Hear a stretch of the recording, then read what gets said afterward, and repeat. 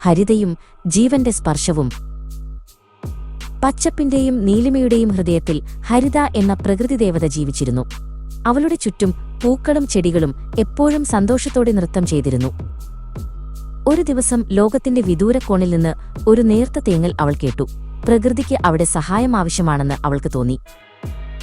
ഹരിത തന്റെ മാന്ത്രിക ശക്തി ഉപയോഗിച്ച് ഒരു ചെറിയ കവാടം തുറന്നു. അവൾ മനുഷ്യരുടെ ലോകത്തേക്ക് യാത്ര തുടങ്ങി. അവിടെ പ്രകൃതിക്ക് അവളുടെ സ്പർശം ആവശ്യമായിരുന്നു. അവൾ എത്തിയത് വരണ്ടതും വാടിയതുമായ ഒരു പൂന്തോട്ടത്തിലായിരുന്നു. അവിടെ ഒരു ചെറിയ റോസാച്ചെടി തലതാഴ്ത്തി നിന്നു. അതിന്റെ ഇതളുകൾ വാടിയിരുന്നു.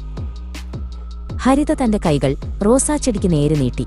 അവളുടെ വിരൽത്തുമ്പിൽ നിന്ന് ഒരു നേർത്ത പച്ച വെളിച്ചം പുറപ്പെട്ടു. അത് ചെടിയെ പൊതിഞ്ഞു. അത്ഭുതം! റോസാച്ചെടി പതിയെ ഉണർന്നു. അതിന്റെ ഇതളുകൾ വിടർന്നു. പുതിയ നിറത്തിൽ തിളങ്ങി. പൂന്തോട്ടം മുഴുവൻ ഒരു പുതിയ ജീവൻ ലഭിച്ചതുപോലെ തോന്നി. ഹരിത മുന്നോട്ട് നടന്നു. ഒരു വലിയ മരം കണ്ടു. അതിന്റെ ഇലകൾ കൊഴിഞ്ഞ് ശാഖകൾ ഉണങ്ങി നിന്നു. മരത്തിന് അവളുടെ സഹായം ആവശ്യമായിരുന്നു.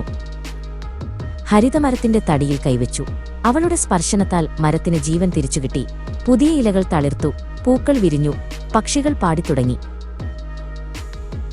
കാട് മുഴുവൻ പച്ചപ്പും പൂക്കളും കൊണ്ട് നിറഞ്ഞു. ഹരിതയുടെ ഹൃദയം സന്തോഷം കൊണ്ട് നിറഞ്ഞു.